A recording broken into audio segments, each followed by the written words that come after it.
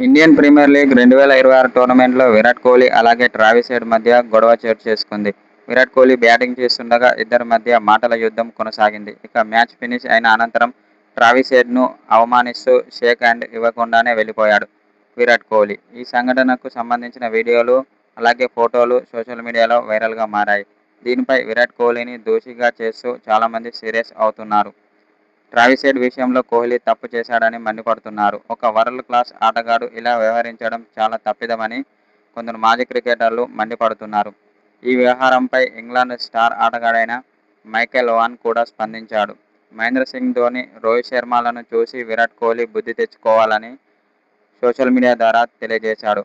Head విషయంలో విరాట్ కోహ్లీది 100కు 200% తప్పు ఉందని ఆగ్రహం వ్యక్తం చేశాడు మైకెల్ వాన్.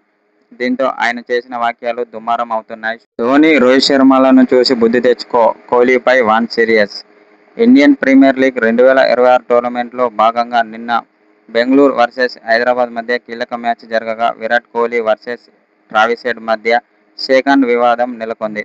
ఈ సంఘటనను క్షుణ్ణంగా పరిశీలించిన ఇంగ్లాండ్ మాజీ ఆటగాడు మైకెల్ వాన్ సీరియస్ అయ్యాడు.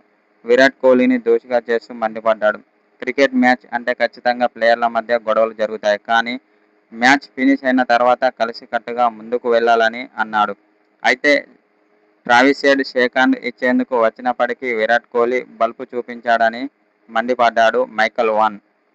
వరల్డ్ క్లాస్ ఆటగాడిగా పేరు పొందిన విరాట్ కోహ్లీ ఇలా చేయడం కరెక్ట్ కాదని అన్నాడు. అయితే మైకెల్ వాన్ విదేశీ ప్లేయర్లను అవమానించే తరహాలో కోహ్లీ తీరు ఉందని సీరియస్ అయ్యారు. ఆస్ట్రేలియా వెళ్లినప్పుడు ఇండియన్ ప్లేయర్లను కూడా అలాగే అవమానిస్తారని వార్నింగ్ ఇచ్చారు.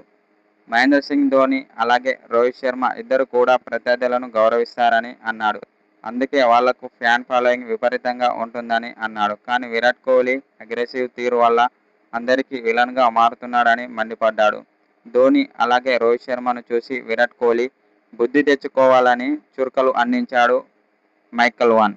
ఇప్పుడు ఇది కాస్త సోషల్ మీడియాలో తెగ వైరల్ అవుతుంది.